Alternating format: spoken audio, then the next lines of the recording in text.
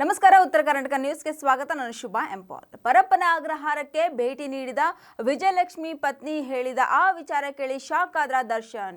S, ಚಿತ್ರದುರ್ಗದ ರೇಣುಕಾಸ್ವಾಮಿ ಹತ್ಯೆ ಪ್ರಕರಣದಲ್ಲಿ ಕನ್ನಡ ನಟ ದರ್ಶನ್ ಅವರ ಗೆಳತಿ ನಟಿ ಪವಿತ್ರ ಗೌಡ ಸೇರಿದಂತೆ ಒಟ್ಟು 17 ಆರೋಪಿಗಳು ಈಗ ಜೈಲಿನಲ್ಲಿದ್ದಾರೆ. ಪರಪ್ಪನ ಅಗ್ರಹಾರ ಕೇಂದ್ರ ಕಾರಾಗೃಹದಲ್ಲಿರುವ ನಟ ದರ್ಶನ್ ಜೊತೆ ಪತ್ನಿ ವಿಜಯಲಕ್ಷ್ಮಿ ಅರ್ಧ ಗಂಟೆ ಚರ್ಚಿಸಿದ್ದಾರೆ ಎಂದು ವರದಿಯಾಗಿದೆ. ಬೆಂಗಳೂರು ಹೊರವಲಯದಲ್ಲಿರುವ ಪರಪ್ಪನ ಅಗ್ರಹಾರ ಕೇಂದ್ರ ಕಾರಾಗೃಹದಲ್ಲಿರುವ ಕನ್ನಡದ ನಟ ದರ್ಶನ್ ಸೋಮವಾರ 25 ದಿನಗಳು ಪೂರೈಸಿದ್ದು, ಪತ್ನಿ ವಿಜಯಲಕ್ಷ್ಮಿ ಹಾಗೂ ಸಹೋದರ ದಿನಕರ್ ತೂಗುದೀಪ್ ಅವರು ಕೇಂದ್ರ ಕಾರಾಗೃಹಕ್ಕೆ ತೆರಳಿ ದರ್ಶನ್ ಅವರನ್ನು ಭೇಟಿ ಮಾಡಿದ್ದಾರೆ. ವಿಜಯಲಕ್ಷ್ಮಿ ಹಾಗೂ ಸಹೋದರ ದಿನಕರ್ ಅವರನ್ನು ನೋಡಿ ನಾಯಕ ದರ್ಶನ್ ಕೊಂಚ ಭಾವುಕರಾಗಿದ್ದಾರೆ.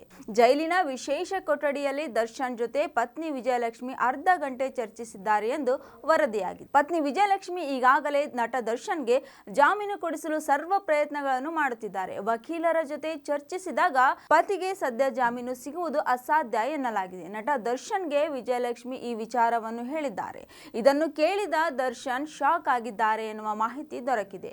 ಇನ್ನು ಬೆಂಗಳೂರಿನ ಪರಪ್ಪನ ಅಗ್ರಹಾರ ಜೈಲಿನಲ್ಲಿರುವ ದರ್ಶನ್ ಅಭಿಮಾನಿಗಳಿಗೆ ಯಾವುದೇ ತೊಂದರೆ ಆಗಬಾರದು ಎಂದು ಹೇಳಿದ್ದಾರಂತೆ. ನಟ ಧನ್ವೀರ್, ನಿರ್ಮಾಪಕ ಕೆ ಮಂಜು ಮತ್ತು ಅವರ ಪತ್ನಿ ವಿಜಯಲಕ್ಷ್ಮಿ ಅವರನ್ನು ಭೇಟಿಯಾದಾಗ ಕೇಂದ್ರ ಕಾರಾಗೃಹದಲ್ಲಿ ಚರ್ಚೆಯಾಗಿದ್ದು ಇದೇ ವಿಷಯವಂತೆ.